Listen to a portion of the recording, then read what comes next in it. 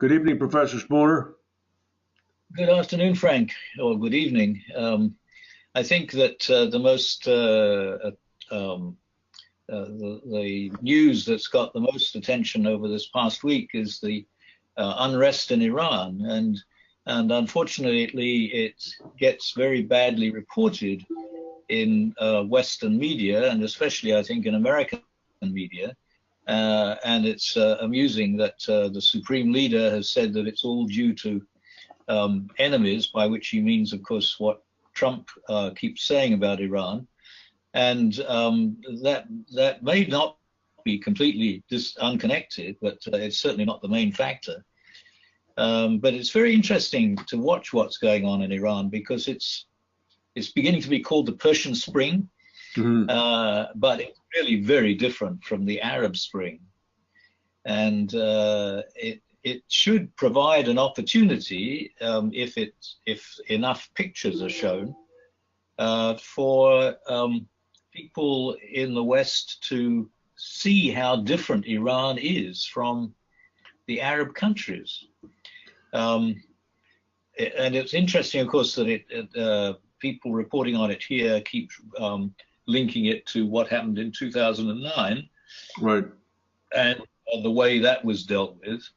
And some people have said that there's been unrest every now and then ever since the revolution, because the fact that Khomeini was able to essentially hijack the revolution in 1979 worked because he managed to circulate tapes of his right. They'd be being delivered from Paris, remember? Yeah, throughout the country to the poorer people outside the cities, who were very religious. But the people who started the revolution were not interested in religion. In fact, the people who really started the revolution were communists, though they lost out fairly soon. And then in the rest of 1979, when he was consolidating his position there and working on the constitution, there were already people writing from Iran saying, we don't want an Islamic Republic. And I think that I have mentioned before that I get emails from students in universities in Iran that very often start off by making sure I understand that they're atheists. Okay. And so, in fact, I mean, the reason I'm telling you these things is that my point is that it really has very much to do with class. And there is a mixture of classes in the current unrest, but the main what really started it was the economic problems for the less well-off part of the population. Because Iran was an urban country to begin with before the revolution, much more urban than any of the other countries in the Middle East, much more urban than the Arab countries. And it's become more and more urban ever since then. And nearly every town has a university now. And there are more women in universities than men. Okay. In an Islamic republic. Plus the overall demographics in Iran are heavily weighted toward younger people under age 30. Well, what I read today about that was that the average age, or I forget what the technical term is in statistics, but the sort of mean age throughout the population is now 38, and it's been rising. Okay. So the population has risen from 10 million 100 years ago, 20 million in the 50s, to 80 million now. And as it rose, the mean age went down, obviously. but now it's started to come up again, and the birth rate has declined. So there are a lot of young people who don't have work, and they're very unhappy.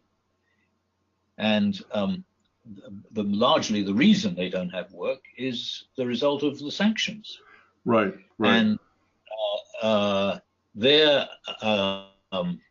against the government because they think that the government is spending money on foreign policy rather than on the internal economy. And of course, it's for different reasons, but which also have to do with foreign policy, that the sanctions were imposed. But at the same time, there's a lot of very well-educated people in Iran who would also love to get rid of the Islamic Republic, but they're smart enough not to go into the protests because they don't want to get arrested. Right. So it's going to be very interesting to see how this works out. And 2018, I think, is going to be a fascinating year for all sorts of reasons, and this is just one of them. But you see, the president, Rouhani, said a few days ago that people should have the right to protest. I did see that. I did see that, and this is really it's as somebody with a little bit of a distance from this situation, much farther away than you. I'm struck by two big things. First of all, the economic causes of this seem to be undeniable, springing from the sanctions and the complaints that the money is being spent on overseas ventures in Syria. And then the second aspect is there seems to be some unseen but yet very palpable stage setting that's going on for the eventual death of the supreme leader. And there's really, it's as if everybody in the country knows. It's like, okay, this man will soon pass from the scene. We have to make sure that his successor, if this form of government is going to continue, is somebody who's more oriented toward today's life. Well, it's going to be a real test of the regime to manage a succession to another supreme leader. There are no obvious candidates. I mean, I should say there are. You could say there are no obvious candidates, or you could say there are too many obvious candidates. Yes. The succession is not going to be easy, and of course, people keep calling it a theocracy, but it's not really a theocracy. It's a I suppose if you wanted to put a technical term on it of that type, you'd have to call it a nomocracy. It's the rule of law, but it's Islamic law. It's certainly not the rule of God. It's the law as interpreted by religious scholars. The interesting thing that Khomeini managed to do was to combine, for the first time since the beginnings of Islam, religious authority with secular authority. Right. Which, I mean, obviously that's been a problem in many parts of the world over the last few centuries. As in Christianity, since we got rid of the Pope, or at least some of us got rid of the Pope. And that's what created our current system of nation states. But in Islam, it's particularly difficult, and it's for that reason that Islam split between Sunni Islam and Shi'i Islam. Shi'i Islam couldn't actually bring the secular authority into a single person with the religious authority until Khomeini had this wonderful idea of having the supreme religious scholar whose word would be the final interpretation of the law in regard to whatever was going on at the moment. That'll do it. So it was very clever, and he started doing it in the 1940s, and when the revolution against the Shah developed in the 70s, he saw his opportunity and really took advantage of it. So it's unlike most revolutions.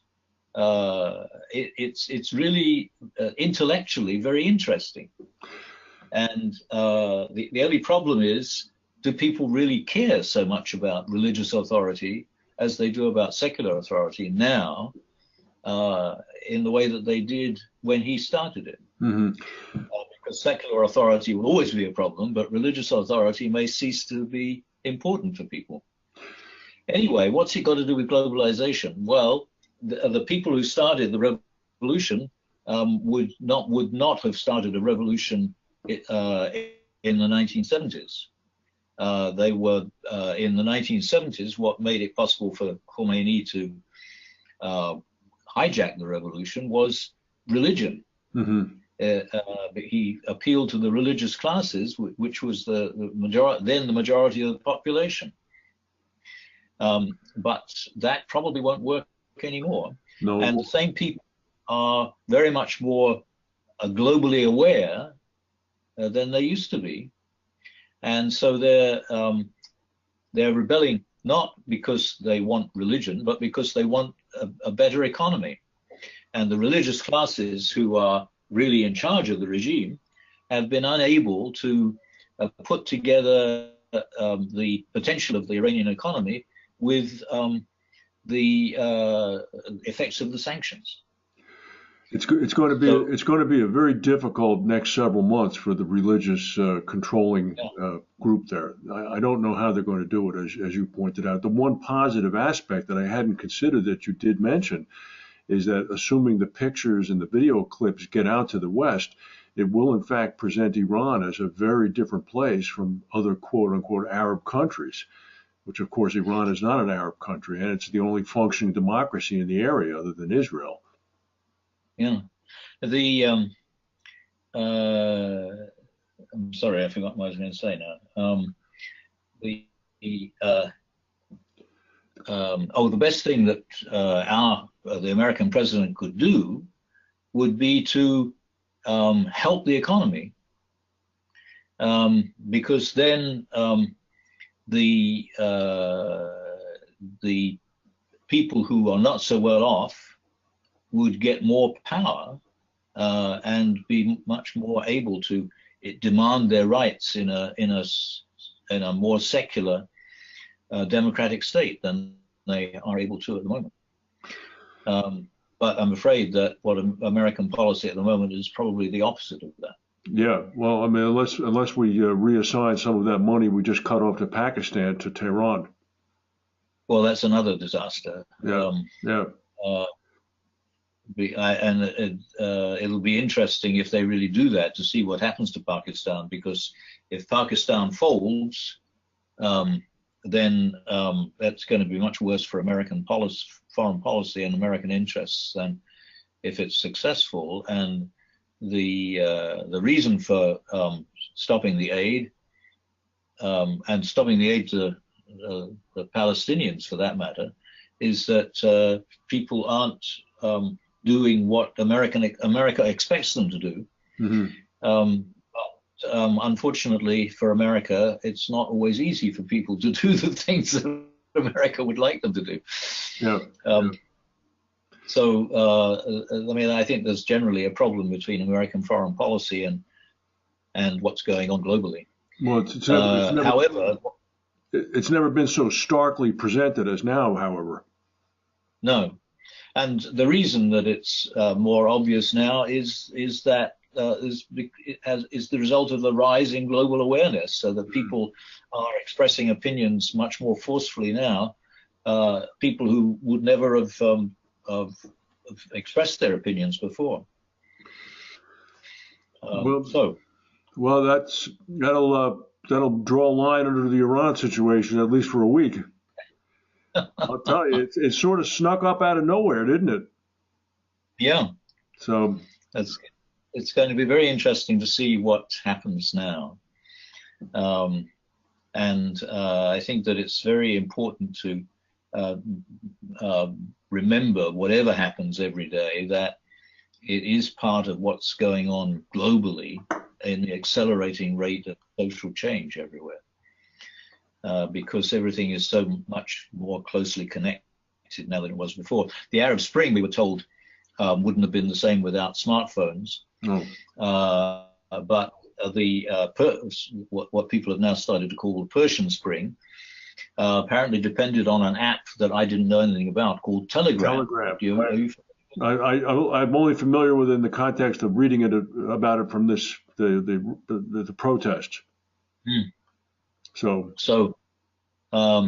it's amazing how easy it is now for people in massive numbers to connect with each other and organize themselves in ways that was never possible in earlier revolutions. Well, it's going to be very interesting to see what happens. If we speak again next Thursday, I bet there'll have been some movement on this particular topic for sure. So, yeah. All right. Well, thank you very much, Professor Spooner. We'll look forward to next week's conversation. Thanks, Frank. Bye. Bye.